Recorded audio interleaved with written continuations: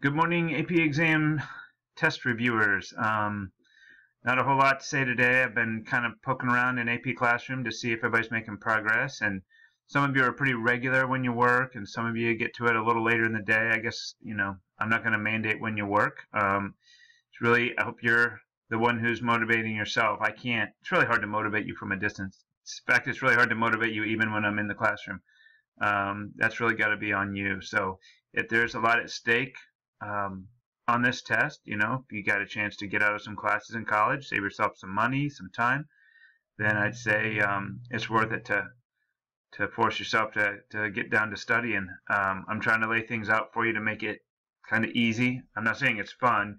Studying for something like this, I don't think anybody would call it fun, but if you decide to take a challenge and make that your version of fun, which is what I do sometimes, then it will seem like fun. But what I've laid out for today and also for Monday is all about work and energy. So there's about 3 or 4 different aspects of work and energy. And it's actually a big, important, like overarching topic in all of physics and even beyond. I mean, in all of science, to be honest. So I wanted to give it a couple of days. So do the little pre-assessment in AP Classroom, see how that goes. And then you can kind of decide for yourself, like, I think I need to see some more on potential energy curves or some more on work and energy. And so I tried to pick out the highlights from the review videos that the AP folks are providing on YouTube. But you can go back to my own videos. All the mechanics chapter stuff is still there if it's something you can look up there.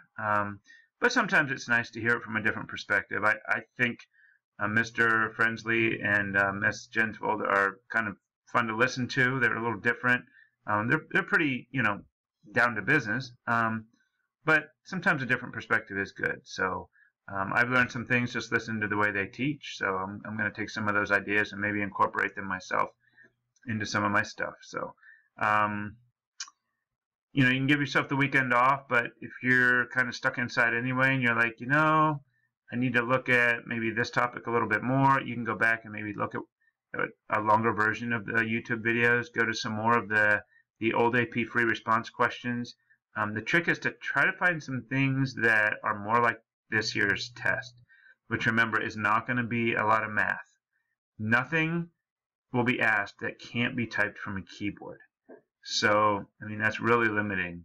A lot of explaining and describing, maybe picking something and justifying why you picked it, So it's going to be different, but I think if we just work on the concepts now, we'll get that part down and then we'll be good. So, all right, I'll let you get to it.